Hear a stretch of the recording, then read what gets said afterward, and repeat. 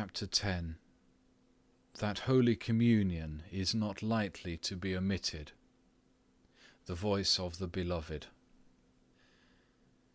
Thou must frequently betake thee to the fountain of grace and divine mercy, to the fountain of goodness and all purity, to the end that thou mayest obtain the healing of thy passions and vices, and mayest be made stronger and more watchful against all temptations and wiles of the devil. The enemy, knowing what profit and exceeding strong remedy lieth in the Holy Communion, striveth by all means and occasions to draw back and hinder the faithful and devout, so far as he can.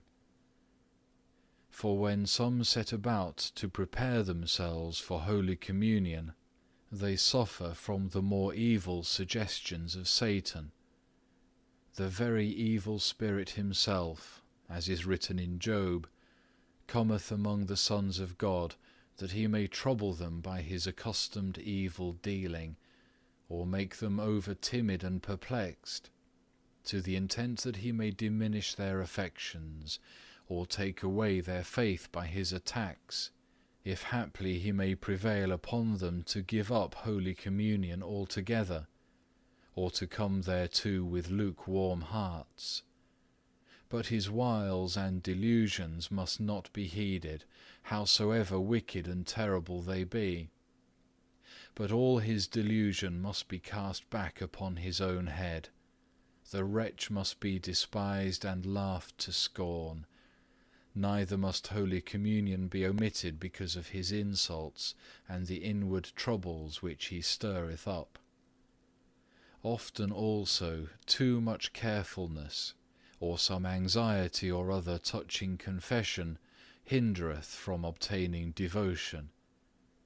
Do thou according to the counsel of wise men, and lay aside anxiety and scruple, because it hindereth the grace of God, and destroyeth devotion of mind.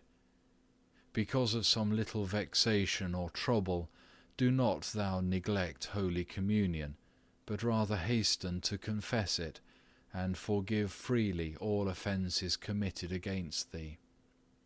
And if thou hast offended any man, humbly beg for pardon, and God shall freely forgive thee. What profiteth it to put off for a long time the confession of thy sins, or to defer Holy Communion? Cleanse thyself forthwith, spit out the poison with all speed, hasten to take the remedy, and thou shalt feel thyself better than if thou didst long defer it. If today thou defer it on one account, tomorrow perchance some greater obstacle will come, and so thou mayest be long time hindered from communion, and become more unfit. As soon as thou canst, shake thyself from thy present heaviness and sloth, for it profiteth nothing to be long anxious, to go long on thy way with heaviness of heart, and because of daily little obstacles to sever thyself from divine things. Nay, it is exceeding hurtful to defer thy communion long, for this commonly bringeth on great torpor. Alas, there are some, lukewarm and undisciplined, who willingly find excuses for delaying repentance, and desire to defer Holy Communion, lest they should be bound to keep stricter watch upon themselves. Alas, how little charity, what flagging devotion have they who so lightly put off Holy Communion! How happy is he, how acceptable to God, who so liveth, and in such purity of conscience keepeth himself, that any day he could be ready and well inclined to communicate, if it were in his power and might be done without the notice of others.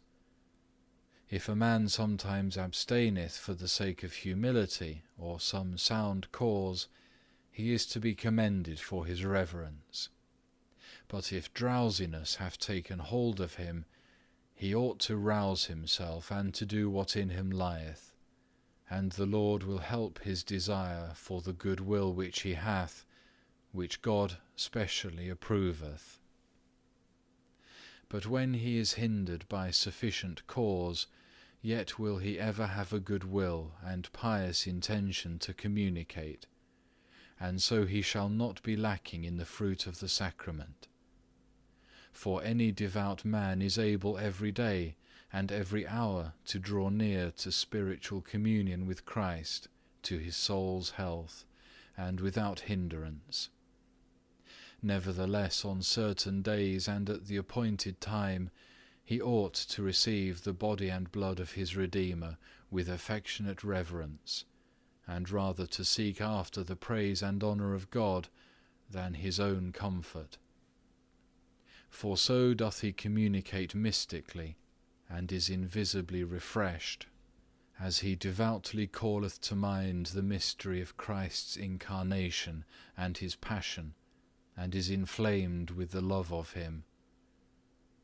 He who only prepareth himself when a festival is at hand, or custom compelleth, will too often be unprepared. Blessed is he who offereth himself to God for a whole burnt offering, so often as he celebrateth or communicateth. Be not too slow, nor too hurried in thy communicating, but preserve the good received custom of those with whom thou livest. Thou oughtest not to produce weariness and annoyance in others, but to observe the received custom, according to the institution of the elders, and to minister to the profit of others, rather than to thine own devotion or feeling.